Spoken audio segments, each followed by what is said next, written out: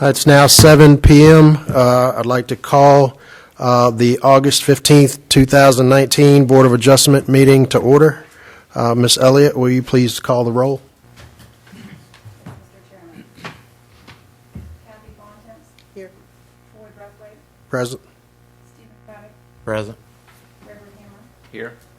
Tom Roddy. Here. And Lynn Hicks. Okay, a quorum has been met with 5 regular members present and 1 alternate member present. Are there any changes to the agenda? All right, no. Do I have a motion to approve the agenda as presented? Motion to approve. Do I have a second? Second. All in favor say aye. Aye. All opposed say nay. Motion carries. Approval of minutes from the April 11th, 2019 meeting. Are there any changes to the minutes? Make a motion to approve the minutes as written. All right, do I have a second? Second. All in favor say aye. Aye. All opposed say nay. Motion carries. If there's anyone in the audience wishing to speak on an item on the agenda tonight who is not the applicant, please make sure that you sign in to speak and indicate which case you're speaking about. There's only one on the agenda tonight, if you've not already done so. In accordance with the State Government Ethics Act, it is the duty of every board member to avoid conflicts of interest. Does any board member have any known conflict of interest with respect to any matters coming to the board tonight? No. No. All right. Thank you. Old business. Is there any old business that we need to attend to at this point? Okay.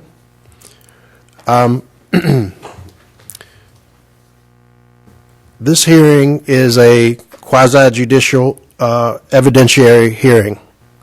This means that it is similar to a court hearing and differs from the more familiar legislative zoning decisions where general public comment is encouraged and required. Participation in this hearing is limited. Any person seeking to offer testimony in a quasi-judicial hearing must be sworn in. State law sets specific procedures and rules concerning how this board must make its decision. The board must make its decision based upon competent, relevant, and substantial evidence in the record. This decision is constrained by the standards in the ordinance and is based on the facts presented here tonight. Tonight's hearing is for a variance. Variances require 4/5 board majority approval in order to be granted. Variances can only be approved on a finding that the applicant demonstrates that the proposed use will meet all of the variance review standards. It is incumbent upon the applicant to demonstrate through testimony and evidence presented tonight that the proposed use meets all of the variance review standards. So if you're presenting, or you representing tonight, or representing any of the applicants, or you want to speak on any of the cases tonight, please come up and be sworn in at this time. That would be me. Where do I go?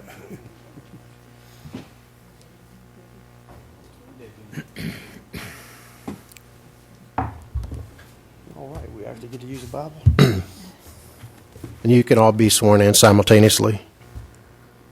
All right, please state your names for the clerk. Gerald Lindsay. Laura Lou Cicero. Mike McCree. Debbie LaShawn. Okay, place your left hand on the Bible and raise your right hand. Do you swear to tell the truth, the whole truth, and nothing but the truth, so help you God? All right, thank you.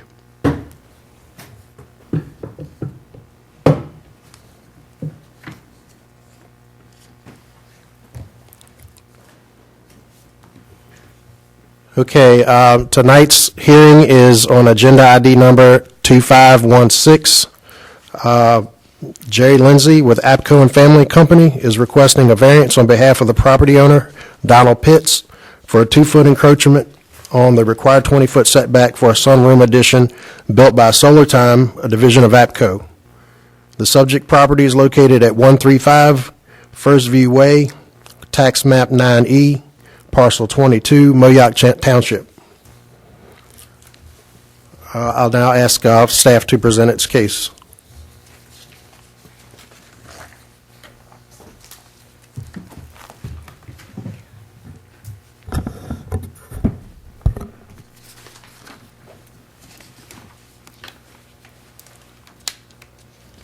Thank you, Mr. Chairman.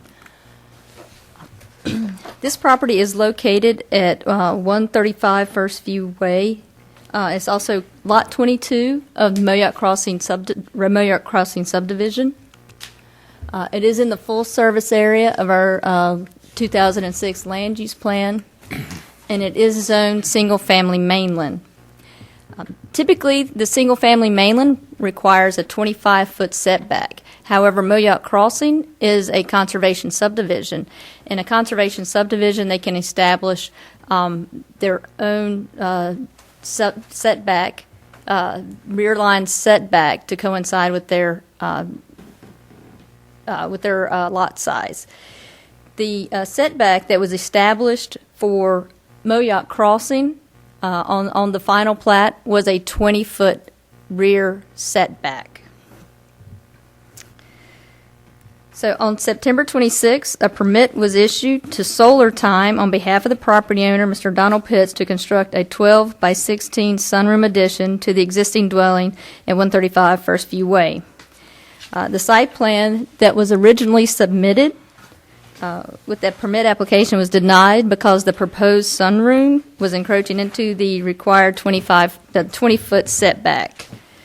Then when that application was denied, they submitted another site plan that was approved with the following conditions: that the proposed sunroom and curved patio slab shall maintain a required minimum setback from all property lines, including the required 20-foot setback from the rear property line, and that an as-built survey is required. And this was the original permit that was denied because it did not meet the required 20-foot setback. And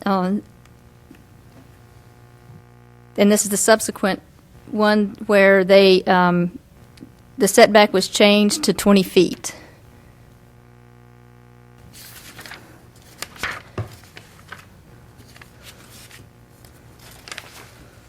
So on March 20th, 2019, the required as-built survey was submitted showing that there is a 2-foot encroachment into the setback, into the required 20-foot setback. And so the applicant is now requesting a variance from the setback shown on the final plat, effectively reducing the rear setback the setback from the rear property line to 18 feet.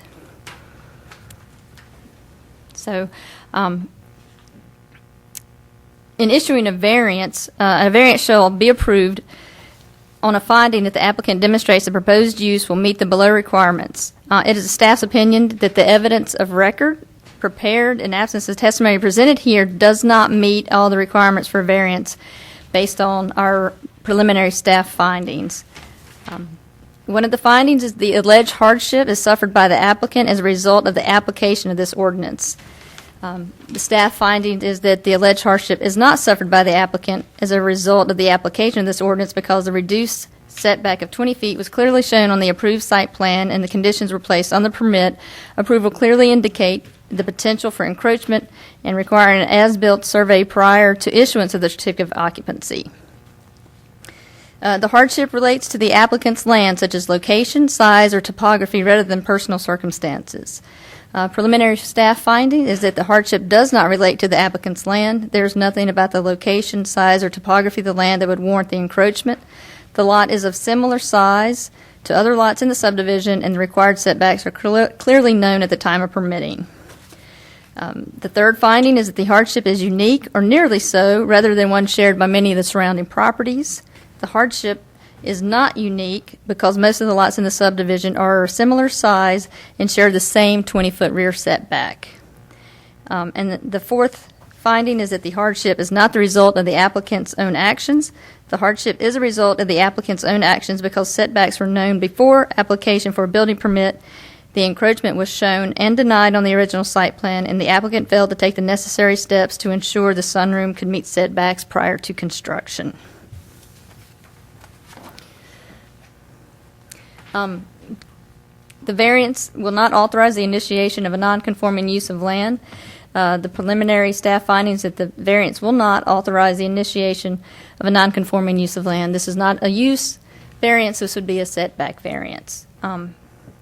And the requested variance is consistent with the spirit, purpose, and intent of this ordinance, such that public safety is secured and substantial justice is achieved.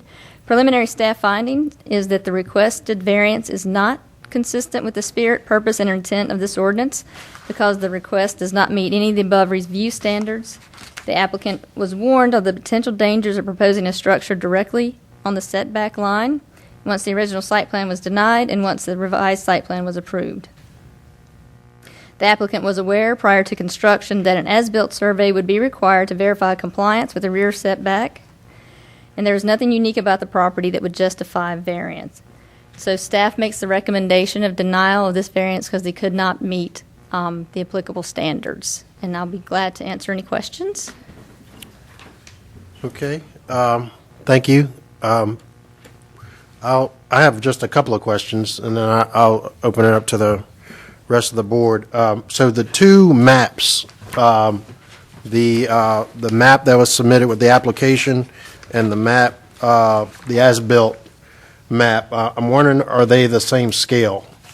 And because the proposed, the application map provides the dimensions of the sunroom of 12 by 16, and it appears to be within the easement or the setback area. But the as-built has the same dimensions listed on the map, 12 by 16, but with a 2-foot encroachment into the setback area. Do we know why that's different?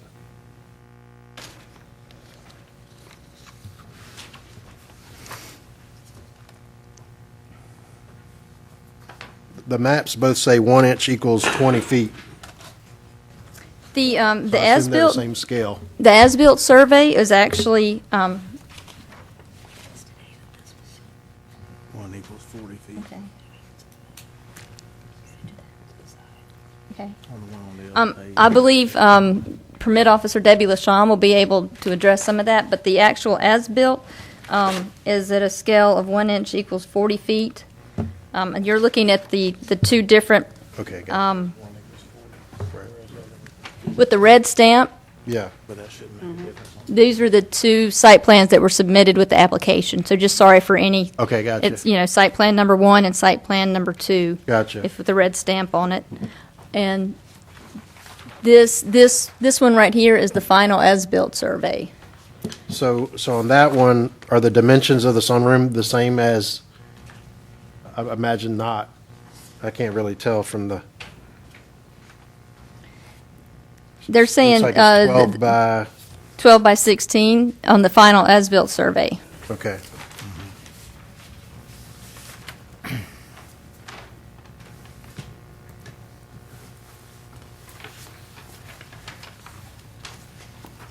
And I had one last question.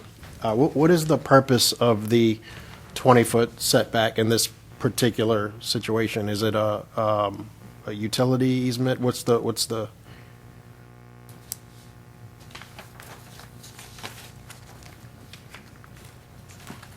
On this one in particular, I'm not sure if there is, it looks like it part of a 15-foot drainage and utility easement, according to the site plan, and typically a rear setback for utilities to pull that the main structure off the property line for access, certain things like that. It looks like it backs up to a road, so I would imagine there might be some utilities that would go through there. Anyone else on the board? Any questions? I do.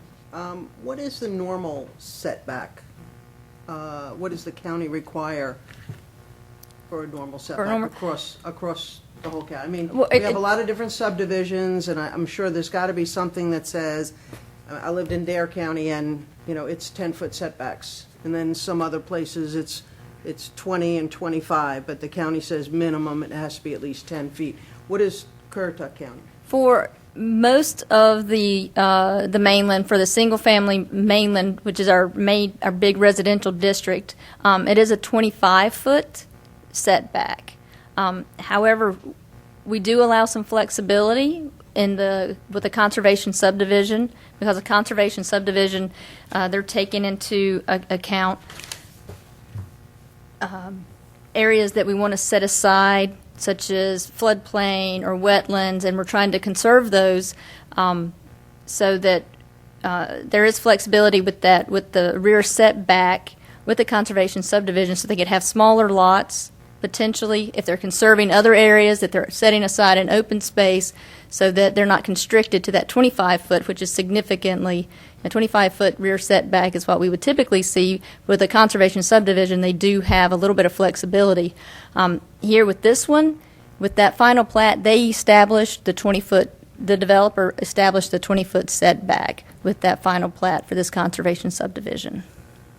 So if the developer wanted, he could have established a 10-foot setback, or 15, whatever, kind of arbitrarily, or? Well, I wouldn't say arbitrarily.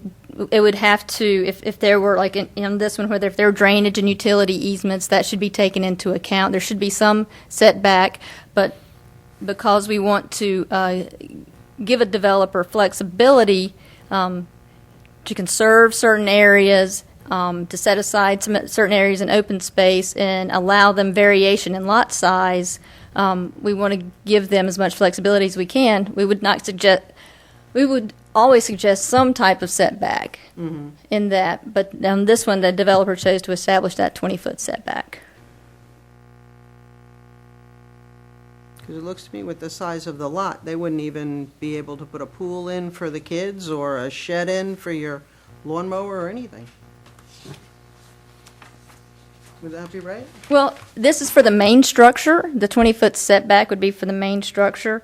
For an accessory, which would be a pool or a shed, that would be a different setback. What would that setback be? And typically, it's 10 feet from the property line. Okay. An accessory setback. So the 25 is just for the main structure and those things. Well, the sunroom that's attached to that main structure, or part of the main structure. Okay. In order to answer Ms. Bontemps' question a little clearer, maybe, the setback relationship is probably effective with higher densities. The higher the density, likely the setbacks may be shorter than if it was a less dense subdivision. With the flexibility for the developer, that is. I would agree with that assessment. Because essentially, a conservation subdivision, we're allowing smaller lots, like I said, in smaller lots so that areas such as wetlands, such as flood zones, are put aside in open space so that the overall density may still be, will still reach what we require, but the lot sizes can be smaller because the open space is set aside and it's held in perpetuity as open space. So.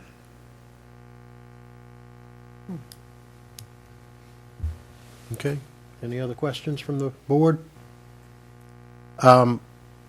Womble, I'd like to ask you a question. Is this an appropriate time for the applicant to question the staff, or is that a different time period? I would see if Mr. McCree has any questions for staff for Ms. LaCicero first, and then if he doesn't, then I would ask if they had any questions for her. I have no questions from Ms. LaCicero. Okay, thank you. The applicant, any questions for staff? I do have one. May I sit? Sure. We keep talking about a 2-foot setback. Is everybody clear on exactly where this encroachment is? The very little corner there? Mm-hmm. I just want to make sure. Yeah, yes, sir. We can see that on the map. That is just the corner that butted out into the Yeah, it is like setback area. 2.5 square feet of the room. The corner of the room is what's actually encroaching. Yes. Okay, I just wanted to be clear on that. Yep. Yep. Thank you. All right. I guess you're finished, correct? You're free to. I do have one more that just popped into my brain. The as-built survey that was done, that's done after the building is complete, or? Yes, it is done after the building is complete. We requested that because we wanted to verify that they did adhere to that 20-foot setback, since we had the issue of the permit that was denied initially, and came back with a very similar site plan. So our permit officer, Debbie Lasham, made that note and made that requirement. Okay. So when the structure is built, does the surveyor, does he mark where it's supposed to be so that it stays within that? I mean, well, maybe I'm putting the cart before the horse here, was the as-built required after or before construction? An as-built it was required after construction. An as-built will show the structure, show the site as it is built. So it is done after construction is complete. So and that's when it's asked for, or? That's when it's asked for, correct. Okay. Yes. We have the site plan that's sometimes prepared by a surveyor, sometimes it's prepared by a contractor, very good a drafter, and doesn't have a survey seal on it. This one does have, it was prepared for Cardinal by a surveying company.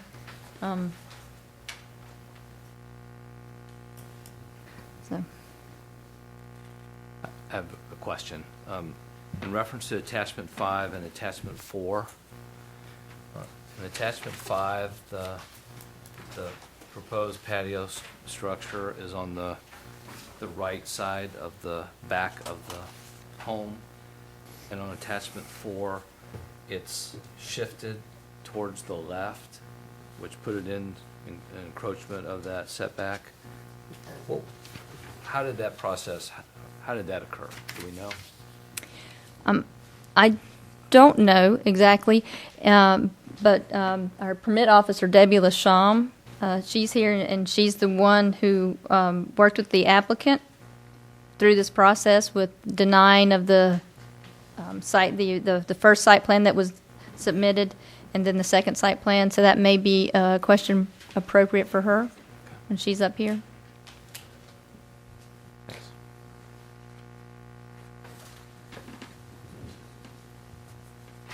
Okay. I have one question. Is Shingle Landing a major arterial street? It is not a major arterial street. Okay. Major arterial streets would be Currituck Highway,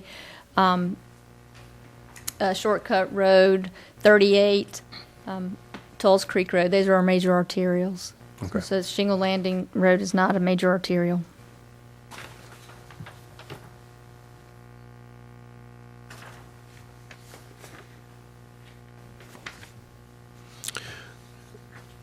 Yeah, and I think your question might actually be better answered by the applicant for how that shift seemed to happen. That appears to kind of be the culprit here on how we ended up here. So I have a suggestion. I would hypothesize what happened was the one you said where it was shifted to the left, that was the original submission, which was denied. And after they saw that, then they shifted it back towards the right-hand side of the rear of the dwelling And that's the difference between the first one and the second one that you asked about.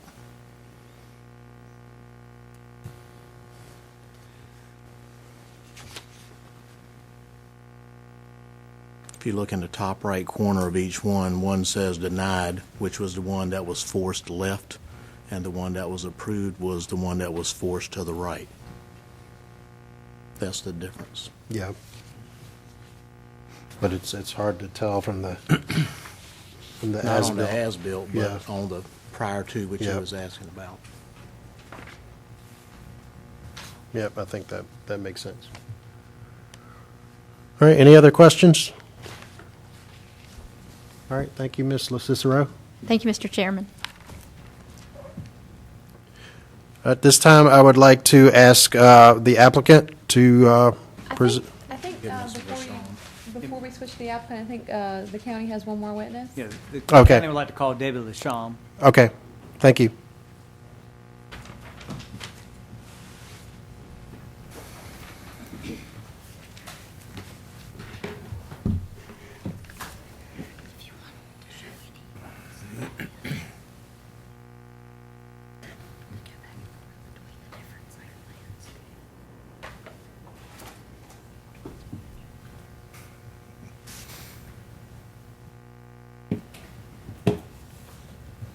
Please state your name. Debbie Lasham. Ms. Lasham, how are you employed? I'm a permit officer 3 and a CAMA local permit officer for the Planning and Community Development Department. Generally, what are your duties and responsibilities in that role? I review building permits and site plans for compliance with county ordinances and state regulations, flood regulations, that type of thing. Process CAMA applications, assist the public, answer phone calls, general office duties.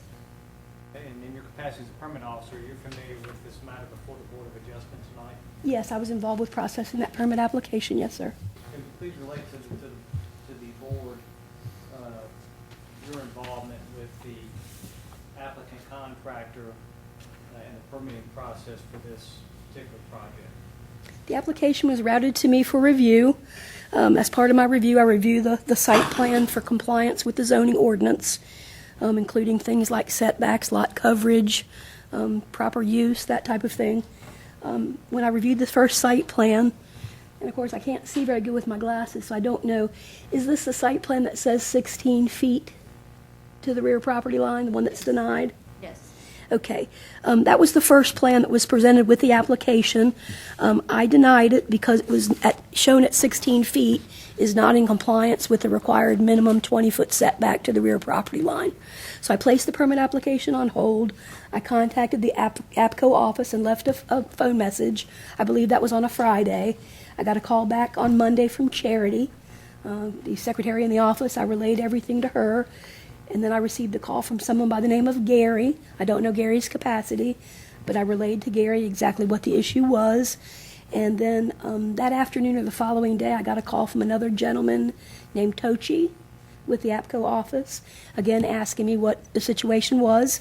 I explained everything to him and asked that they resubmit their site plan showing, something in compliance with the ordinance. So then on October 22nd, we got a new site plan, which is the next. Nope. All right, now I've messed it up. Somebody come help me. Let's see. There you go. That's That the one? Nope, wrong one. Which one? Let's see. Sorry, y'all, I've not worked this before. Nope. Somebody help me. It There may you not go. be There you in go. the Go back. Okay, may not be in that one. That's It may it. not make it to It's the- this one. That's the resubmitted one. It's this one. Yes, Yeah, that's it. Page 31 of your packet. Page Yep. 31? Okay. So they resubmitted their site plan, and as you can see from the drawings, the original sunroom and curved patio were almost in the middle, a little more to the left of the house. And on the new submittal, they've shifted everything over to the right so that it's in line with the right side of the house. I'm assuming they did that to get a little more room over there. And they did not change the size of it. It's still a 12 by 16, but their measurement that they've indicated shows 20 feet to the property line. So they moved it over to the right, proposed that they would be building it at 20 foot to the property line. So because there was no wiggle room there, we require an as-built survey. If someone proposes something that is less than 1 foot from the minimum setback, no wiggle room, we require an as-built survey to make sure that during construction, it didn't get shifted into the setback. And so we required the as-built survey. That came in March 20th. I was not involved with the review of the as-built. That was done by Jason Littoral, another staff member. And that's when the as-built survey showed that it was only 18 feet from the property line and not the required 20. Did you have any communication with the contractor regarding the as-built survey and the encroachment within the setback? I did not, because it was assigned to another planning staff member, Jason Littoral. So I was not involved with that conversation. Did you actually have any face-to-face conversation with the contractor representative? No, everything was done by phone. Okay. Typically, if you know, whose responsibility is it to stake out or determine during construction that a project complies with setback requirements? The contractor. I don't have any further questions at this time. Okay. Any questions from the board? I have a question. Do you know what the consequence is to the landowner if a variance isn't granted? Ms. LaCicero, can you speak to that? They would need to come into compliance. If the variance is not granted, they would need to come into compliance with our ordinance, which would mean that that 2-foot encroachment on the corner would need to be eliminated in some manner. Or or they could buy property that would, a sliver of property to make that 20-foot setback, make it a complete 20 feet instead of 18, or somehow eliminate that corner encroachment. Is that the only remedy that they would have at this point? Is there any? Either grant the variance or somehow they need to comply with that 20-foot setback. And if there's more creative ways than adding property or cutting the building back, I will be open to those ideas. Has there been a situation similar to this before that you're aware of? That I'm aware of. I can't cite specific case before, but as someone who's been in the planning profession for a decade and a half now, this has happened. It's not uncommon for something like this to happen. So the 20-foot setback is memorialized in the UDO through reference in, what is it, section 6.4.4.1. So it doesn't say the 20-foot, but it references it back to whatever the setback is identified on the final plat by the developer. Correct. Right. Yeah, it references the final plat Right. for a conservation subdivision. Yes. Right. Okay. And then also, sir, it was noted on the approved site plan that the sunroom needed to maintain the 20-foot setback, and the project approval states that all development shall comply with the approved site plan. Okay. Any further questions from the board? I have one question. Perhaps Ms. LaCicero may be able to answer it. When you say come into compliance with the measurements that are listed on the as-built, it appears that those measurements do not include the roof structure, but only the foundation structure.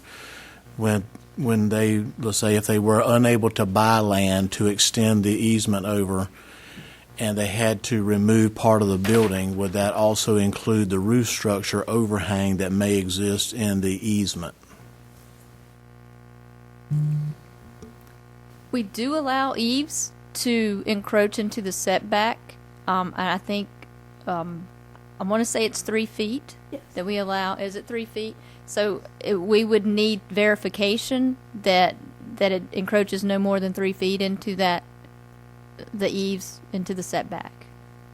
So theoretically, they could remove the 2 feet or a little more of the foundation and the exterior walls, but if the overhang was met the 3-foot requirement, they'd be okay to leave that. In theory, yes. Thank you.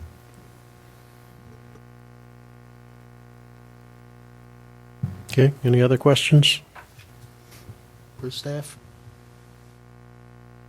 Thank you. Thank you.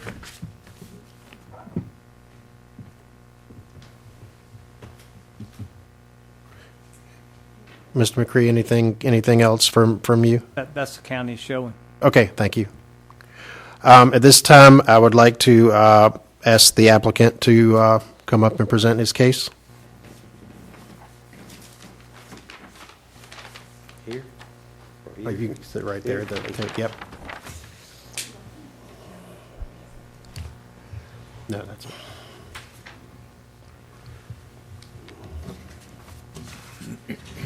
I cannot disagree with anything about the original setbacks. I believe I noted in my email that there was an error on our part. I will agree to that. We thought we had the proper 20-foot setbacks. If you measure from straight off the room one way, you've got 20 feet. Measure the other way, you've got 20 feet. Where we ran into the problem is where the lot cuts across. My crew that worked that job, Toshi, that she referenced, he and my sales manager, Jim Reynolds, and the homeowner, Mr. Pitts, all were going by when we originally started this, where the property lines were that he was aware of. That's what we went off of. We totally thought we had the proper amount of setbacks. We did move the room. Originally, it was going on the right side of the house, if you're standing back looking at it. But we did move it over to the left to meet the requirements. With a sunroom like this, you can't cover a bedroom window, which I believe, if you notice in the pictures, that there is a window there where the room stops. You can't cover that window up because that is an egress. You also have to have a way to get from your house into your sunroom. So we go by the original door. So we're pretty tight in both of those places because, as stated before, there's no wiggle room.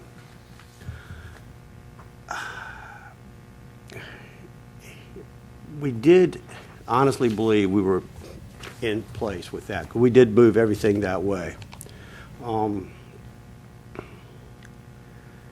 As for trying to meet any requirements to cut that corner off, this is basically a prefab sunroom. That is a very big hardship. Now, I had spoken to Mr. and Mrs. Pitts, I guess it's been 4 months ago now when this first started, when we finished it. The reason they wanted the sunroom is when they have family over or whatever, they needed more room. They also mentioned to me at that time that when the house was being built, they tried to get the builder to move it over into the lot farther so they would have some room in the future to build on.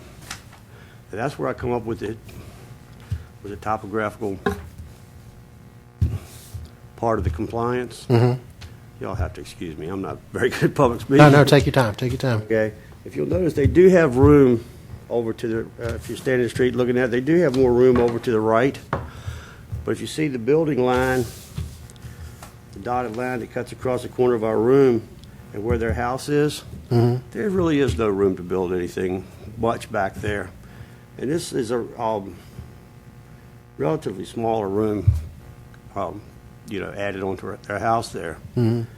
There's nowhere else for them to put anything back there and still maintain, a good, where you can get into it. There's no doors or anything on that side of the house, nothing to like add to over there. So that's basically the only place they had to go with it. And there's just, the encroachment is very minor.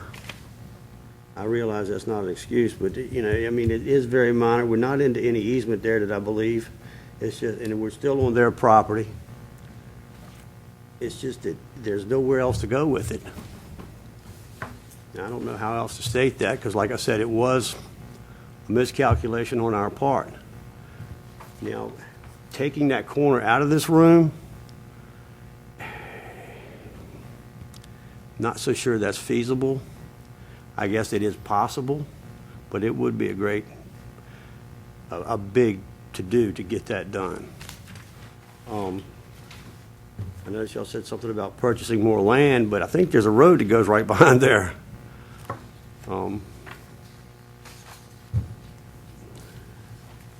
But anyway, I don't really know what else to tell y'all about this. I mean, like I said, it was a miscalculation on our part. I know I'm not trying to use that as an excuse, but that's what happened. Right. All I can go with here is the truth. This is what happened. If their property wasn't at an angle right there, like, you know, we'd have been good. But we did measure from straight, well, I don't have anything to show you. Straight off the back, we had the proper amount of setbacks. Went to the side, we had the proper amount of setbacks. We thought we were good. The homeowners thought we were good. And as they stated, you know, an as-built survey is done after the fact. Maybe that ought to be rethunk. Because by then it's too late. You know, I've got concrete in the ground, I've got a concrete floor, I've got a room sitting on it.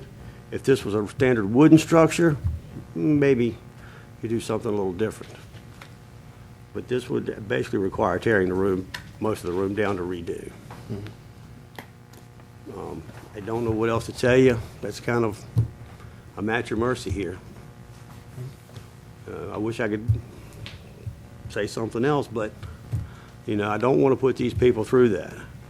They've been through enough. We've had to, I mean, this is the third time I've been on my way down here to do this. And it would be, anyway, I don't want to postpone. I just need to get it resolved. Right. Right. So do you have anything further to add? I know you said you that's about all you. Not really. I mean, Okay. you know, I don't, you know, like I stated in my email when I wrote it at the beginning of this thing, this was an oversight on our part. Right. I still believe that where the house is located on the property is a little wrong. They did try and get the builder to move it over so they would have somewhere to add something on later on. Mm-hmm. That didn't happen. We built their room with the full thought that we were in the right when we did it.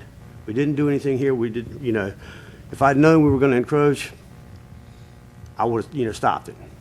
Unfortunately, that did not happen. So at this point, I'm just stuck with this. You know, it's up to y'all if you want to let them leave it. And if you don't, I don't want to tear their room down. I don't want to have to redo anything in the room because that is a major undertaking in this particular type of room. If you notice, it's a vinyl prefab structure with a gable roof. Right. And that's a pretty major undertaking. Right. Understand. So when you moved the room over, it's kind of hard to tell from the as-built, but is it moved all the way over to the right side of the house, facing the front of the house, or is there a gap from that edge? I thought you mentioned something about covering up a window. Or Yeah, if you would like to look, I do better with visual aids.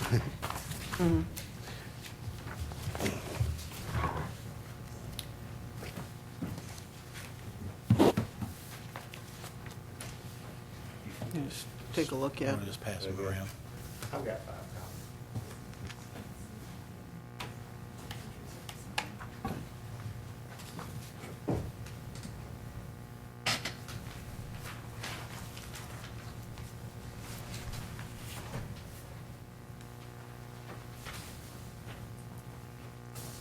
I see what he means by the windows. He's really restricted. If you can see right here, you see the light fixture right there?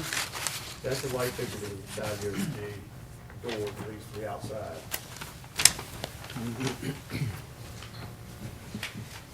You see it again here in this picture? That just pretty much tells you the door is right there. You see here where the room is right up against that window? That's a egress. You don't want to cover that up.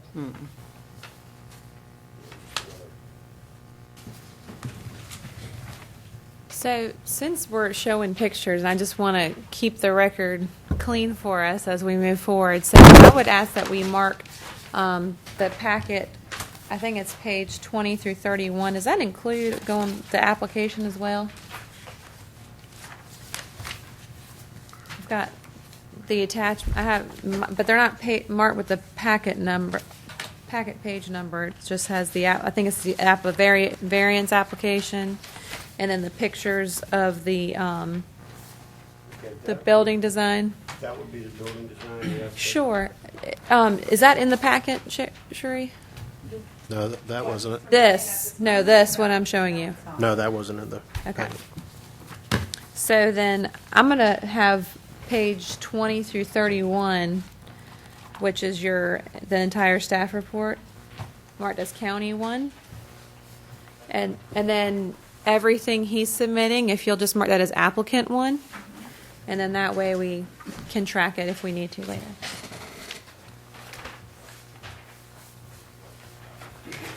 I think he needs a copy, and I need a copy. I'll get a copy from the board. That'll be fun. Thank you. I might have another one here.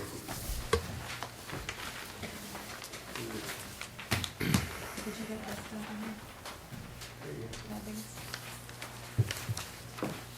I'm not sure they passed it.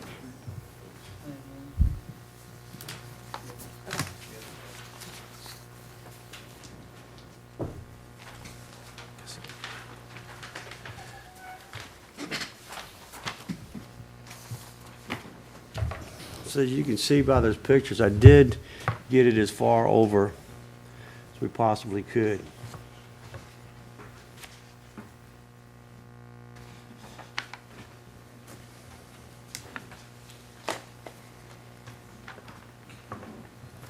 The foundation that you put in, the slab of concrete, Yes. was that inspected by the Yes. county? So when the county comes out, and maybe I should ask one of the county folks, do they measure at that time No. to make sure that they're within the parameters?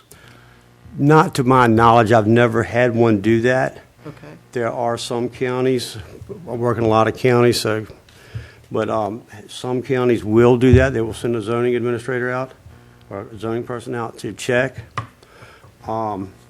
Most of them do it at the end of the job. If they're as-built survey.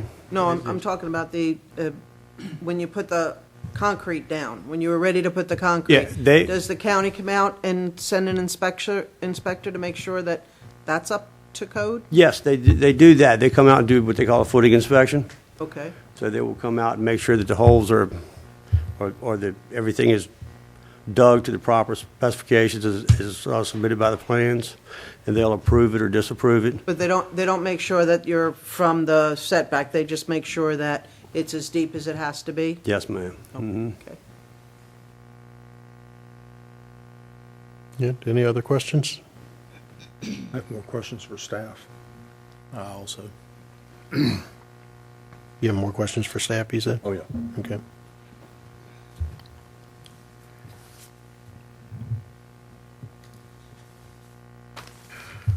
All right, well, at this point, do we want to allow questions from the county to the applicant?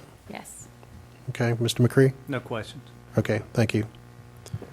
Okay, thank you. You're free to go.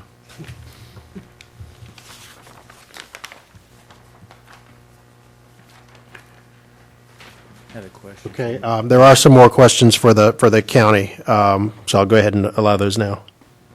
What is the What does the county see as the remedy for this?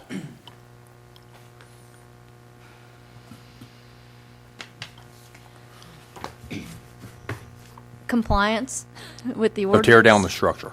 I wouldn't necessarily say tear down the structure.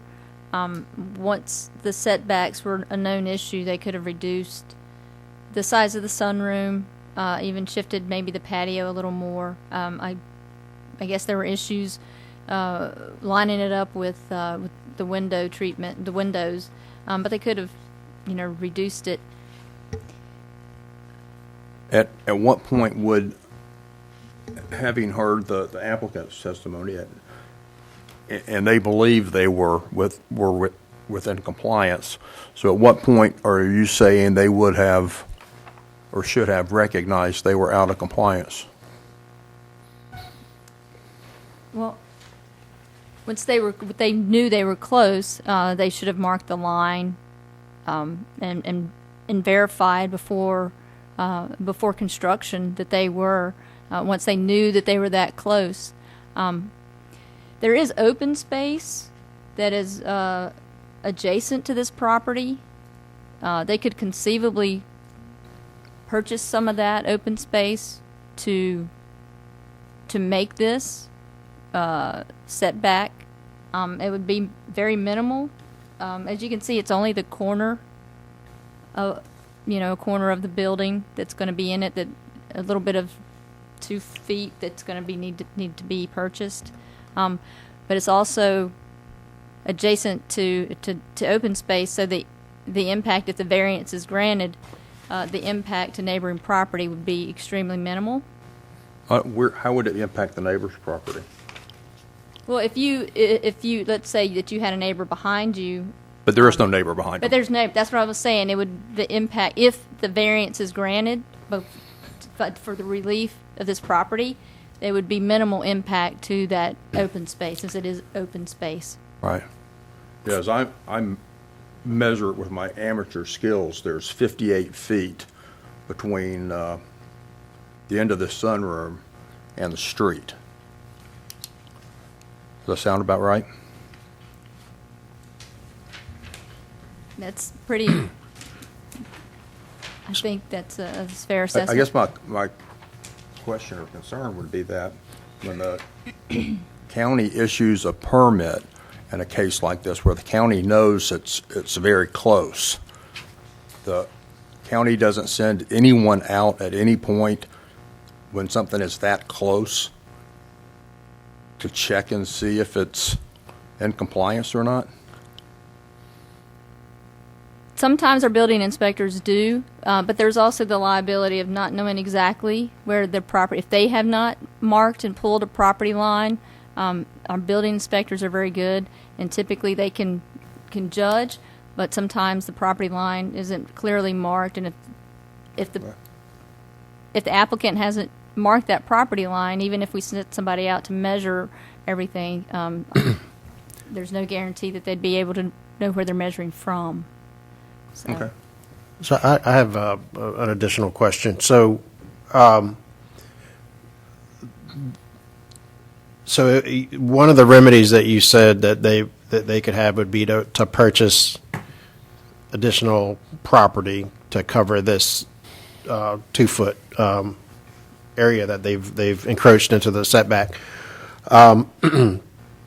From whom would they purchase that property? Because it seems to me like the entire sunroom is still on their property. They just have encroached into the setback. So it is their property, correct? It is their property, correct. But they would purchase just the sliver of property to make that setback the full 20 feet. And I believe it's the open space behind them is owned by the Property Owners Association, I'm assuming. Let's see. It's open space and still owned by G's Group of North Carolina, Inc. So they could conceivably purchase a little bit of property to make that setback the full 20 feet. That would probably be the smallest land transaction in history, right? Really. Well, And a nightmare Not if for, they know you and a need it. nightmare for the, Yeah, well, I mean, size surveyor. wise.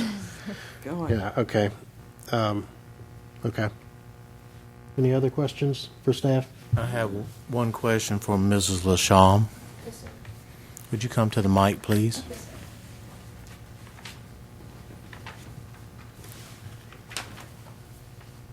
Yes, sir. In your testimony, you stated that when there is a distance of 1 foot or less of the possibility in a new site plan, you require the as-built survey afterwards. Yes, sir. Is it your opinion and your experience that in cases like this, a homeowner or a contractor will hire a surveyor to mark property before they begin construction? Yes, sir, that does happen in some cases. Would you say that is the typical trend that people have when they're that close proximity to a property line? Yes, sir. Thank you.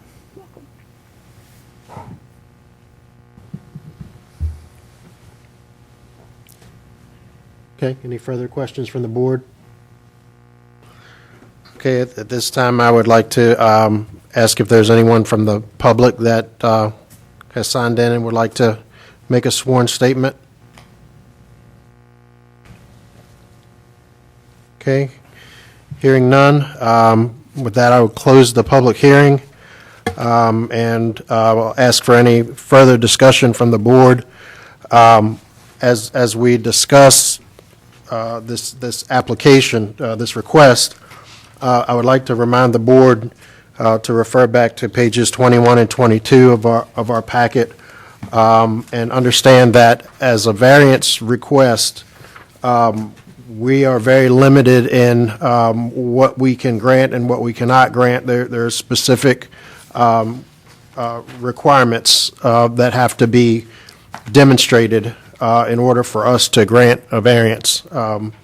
And I will say that I'm a little bothered by the remedy for this situation. I think it.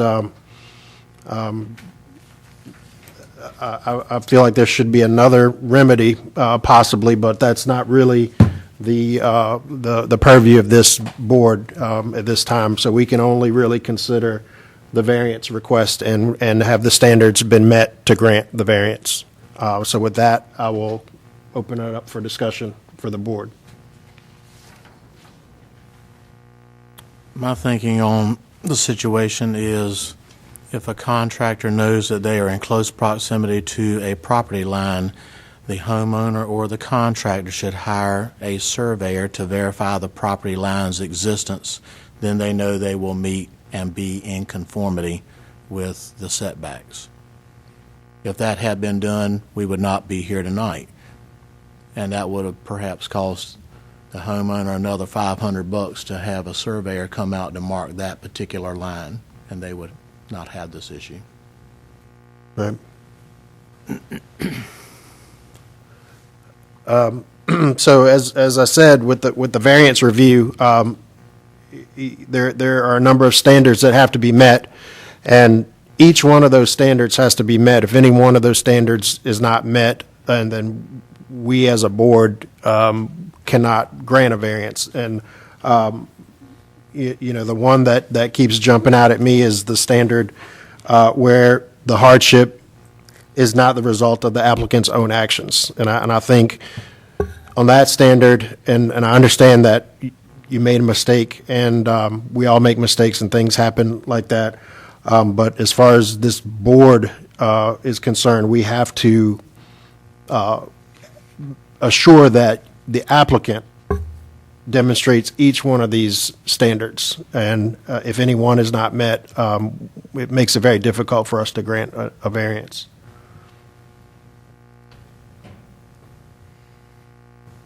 And it is very possible, if we were to grant a variance, if it did meet these standards, then this would set a precedent for just about any homeowner to accidentally get too close to an easement, and that would have some negative effects in the future.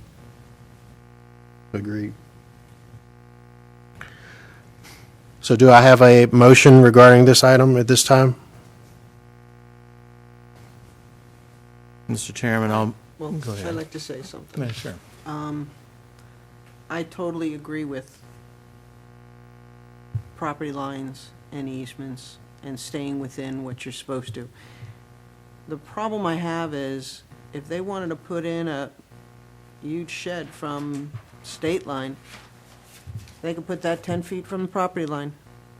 And they could run electric to it, they could do everything they want to it. And that's fine. But put a sunroom on the house and encroach 20 feet further, you can't do that.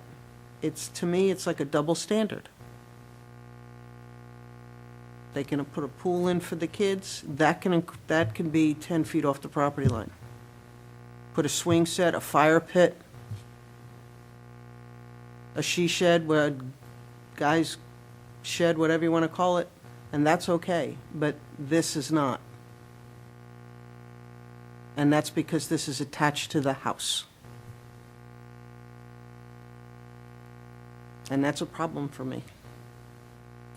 Because you've got other things that you can put closer to that easement, and it's not an environmental thing. There's no water over there, there's no bird sanctuary, it's just, it's open space, and I totally get the open space, I voted for it.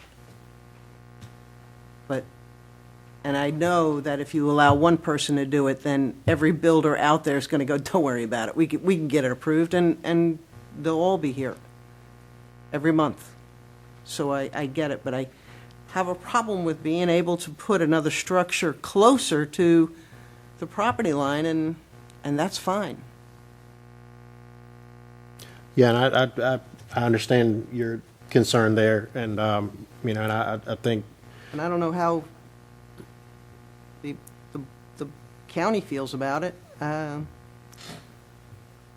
I just, maybe the rules have to be changed. and you know? that's what I was about to say. I mean, the remedy for that is to amend the UDO, but we have to work with what's on the books at this point in time. And that's what we have. That's right. And I was going to just chime in, and I believe the chairman covered that.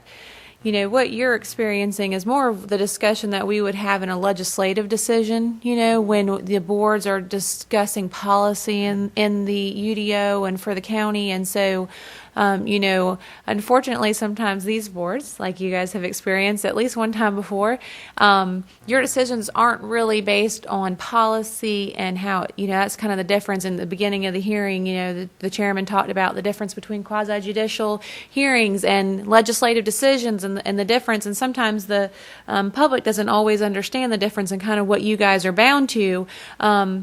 And so, you know, what you guys are bound to is what's already in black and white, right? You're kind of the enforcers of what's already written.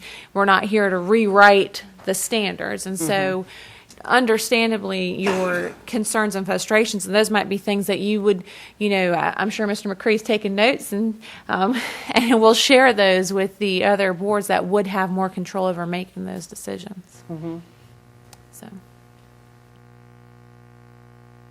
Okay, any further discussion? Well, if you go back to the first standard that you brought up,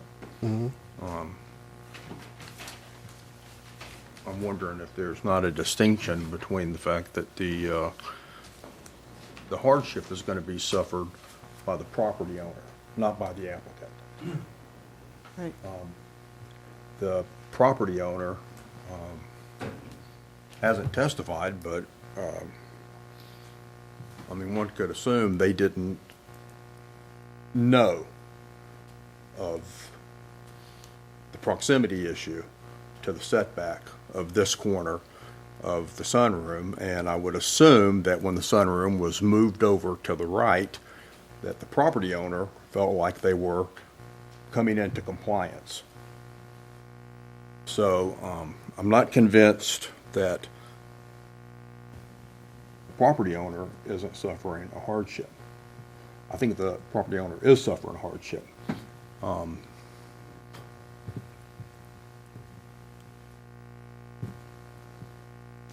don't know.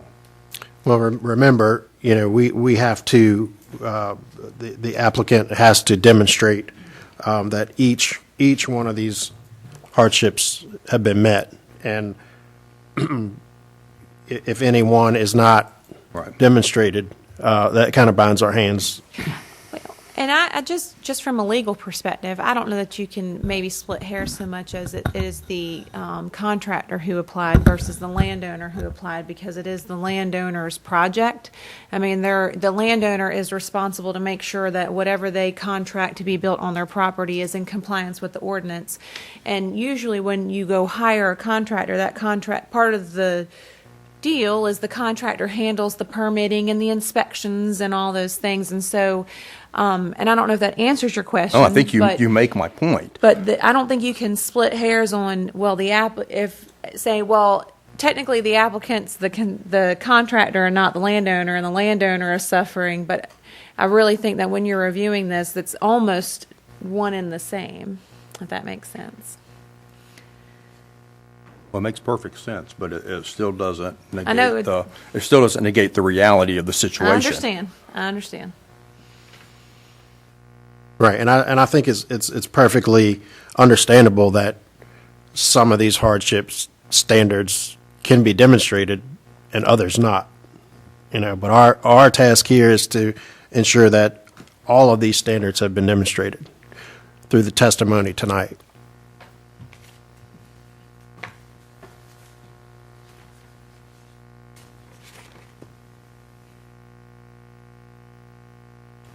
Any further discussion with the board?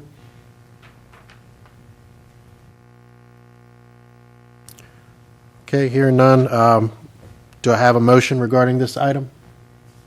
Mr. Chairman, I'll make a motion to deny BOA 19-04 Jerry Lindsay application for a variance because the requested variance is not consistent with the spirit, purpose, and intent of this ordinance, because the request does not meet any of the above 6 review standards. The applicant was warned of the potential dangers of proposing a structure directly on the setback line. Once that occurred during the original site plan, and once again when the revised site plan was approved. The applicant was aware prior to construction that an as-built survey would be required to verify compliance with the required setback, and there is nothing unique about the property that would justify the need for a variance. Okay, I'd like to maybe amend that slightly. I do think that an argument could be made for the first standard, that the alleged hardship suffered by the applicant as a result of the application of this ordinance. Now, on the face of it, I would ordinarily look at the hardship as something that you would apply in a pre-construction type of situation versus a post-construction. In this case, it's a post-construction hardship, but beyond that, the hardship is a result of the applicant's own actions, and I think that's really the overriding issue here. Do I have a motion for a second? A second. Okay. All in favor, say aye. Aye. All opposed, say nay. All right, motion carries 5-0.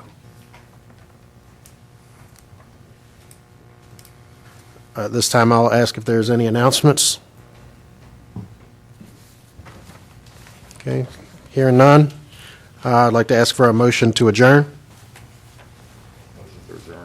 I'll second the motion. Second. All right. Motion carried, meeting adjourned.